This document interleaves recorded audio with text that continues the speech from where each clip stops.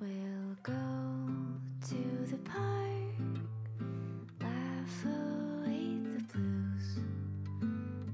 Salut tout le monde, j'espère que vous allez bien. En ce qui me concerne, ça va plutôt pas mal. Alors comme d'habitude, on s'abonne, on pose des questions. Vous pouvez mettre des petits pouces si vous le souhaitez. Vous pouvez aussi soutenir la chaîne. C'est toujours sympa d'avoir un petit coup de main. Alors aujourd'hui, je vais vous faire une recette de dessert, une tarte aux pommes à l'alsacienne. Enfin du moins la façon que moi je la fais, mais bon, je pense qu'il y a d'autres façons de faire, mais bon, celle-ci c'est la mienne. Donc pour ce faire, il vous faut de la pâte brisée, il vous faut des pommes, pour le flan, œufs, crème. Là j'ai pris de la crème épaisse, mais si vous prenez de la crème liquide, ça marche aussi. Du lait, 80 g de sucre vanillé, vous voyez, que j'ai fait moi-même comme ça, avec des gousses de vanille que j'ai récupérées, farine, et pour parfumer tout ça, un petit peu de rhum. Alors moi j'utilise ce qu'on appelle une tourtière. Bon là j'en fais une petite parce que bon on est juste deux ici, donc il n'y a pas besoin de faire des grosses tartes. Et c'est plutôt pas mal ces trucs parce que ça vous permet de les démouler facilement. Celle-ci est neuve, donc théoriquement, enfin elle est neuve, elle a servi 2-3 fois, donc théoriquement j'ai pas besoin de la chemiser. Mais par principe je le fais quand même. Ça limitera les risques. Ah, je rajoute aussi des amandes. Alors pareil, ça c'est pas un truc qui fait partie de la recette traditionnelle officielle. Mais moi j'aime bien avoir des amandes sur mes tartes aux pommes et c'est la raison pour laquelle je vais en mettre. Voilà, mais écoutez, je vais vous montrer comment faire tout ça. A tout de suite. Bon, comme tous les ingrédients sont sur la table, je vais commencer par le flan. Donc là, je mets le sucre dans les œufs. Je mets une petite pointe de farine.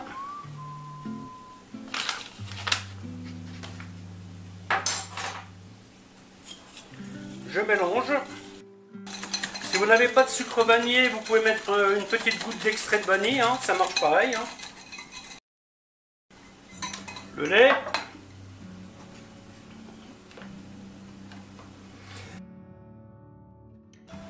La crème.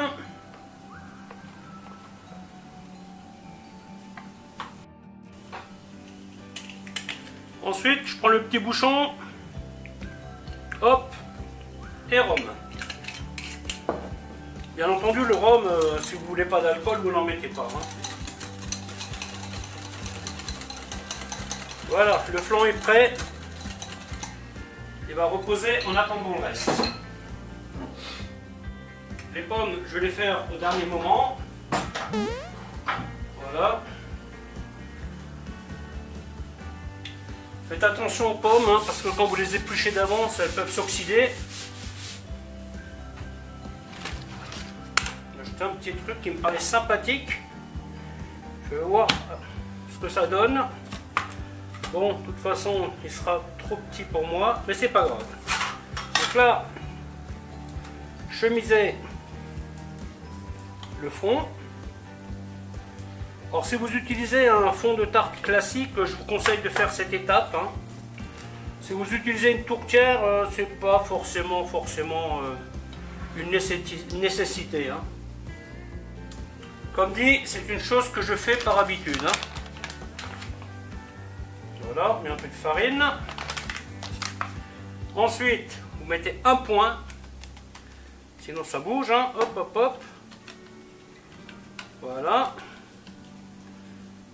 Après, vous faites tomber en bas. Et hop.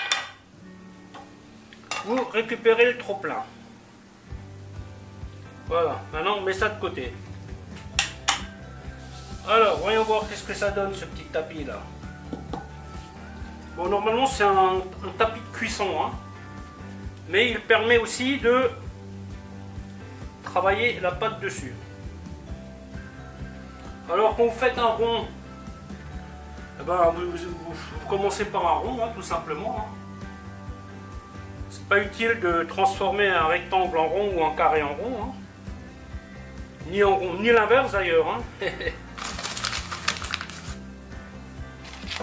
Voilà, hop. Vous voyez, faites toujours un quart de tour. Donc pour un petit fond comme celui-ci, j'ai mis 250 g de pâte. Hein.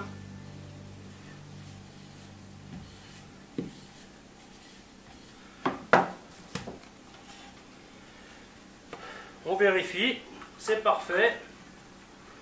Bon là, on peut en enlever un peu.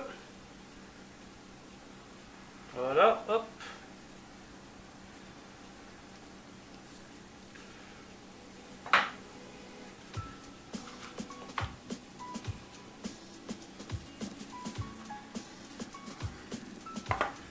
Tac.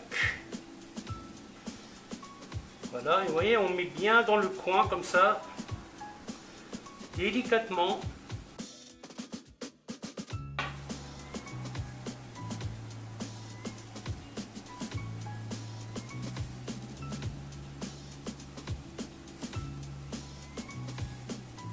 Là, on replie le bord, vous voyez, hop. Une fois que je fais ça, je prends mon poing, je fais comme ça, vous voyez, hop. Et j'appuie. Alors j'essaie toujours de faire les fonds hauts, vous voyez, je dépasse largement du moule. Hein. Voilà. Ensuite, une fois que vous avez fait ça, vous mettez le doigt là et vous pincez. Et ensuite, on y met des petits coups de fourchette. Voilà, pas plus. Et on met de côté. Ensuite, opération pomme.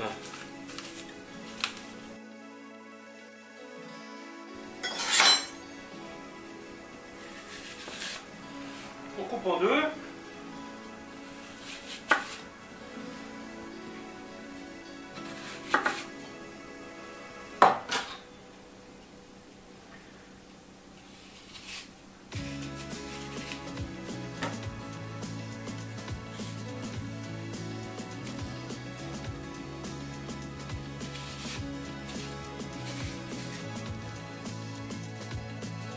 Et ensuite,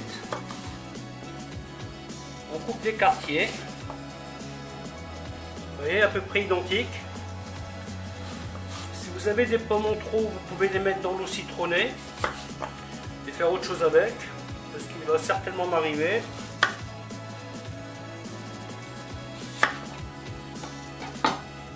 Et ensuite, hop, on serre bien le fruit.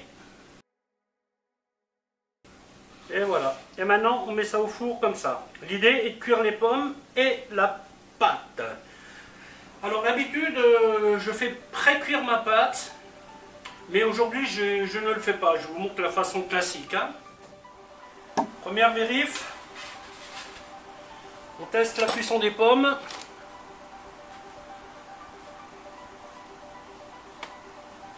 On peut le laisser encore.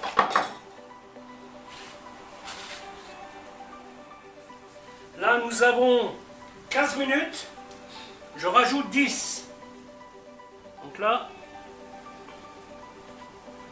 25 minutes.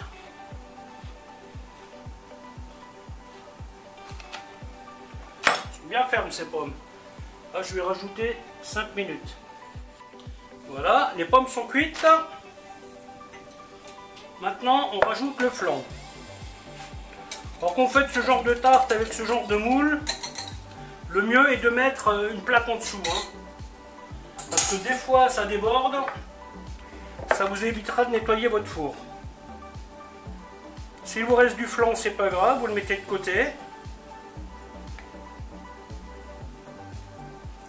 Voilà. Donc on remplit autant qu'on peut, en faisant attention que ça ne déborde pas. Voilà, et on remet au four. Là, je vais mettre 8 minutes, et après 8 minutes, je vais rajouter mes amandes par-dessus. Et donc là, le flan a commencé à prendre. Je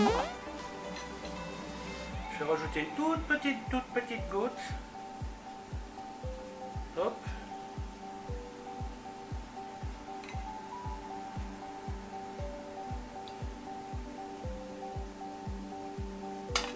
Voilà.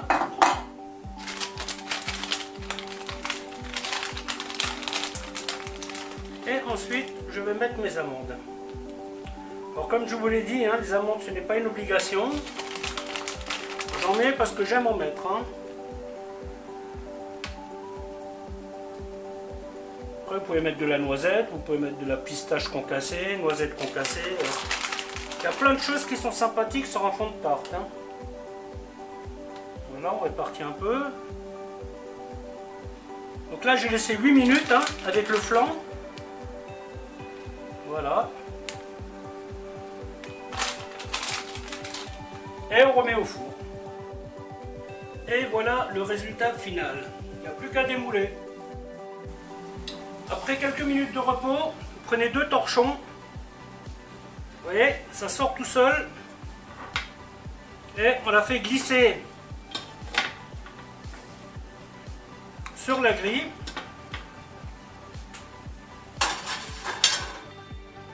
Ensuite, vous prenez une spatule. Voilà. Hop. Petit accident qui n'est pas grave. Et voilà, la tarte est terminée. Voilà, ben écoutez, la vidéo va s'arrêter là, en espérant qu'elle vous aura plu. Alors je vous dis à bientôt pour une autre recette. Bye bye.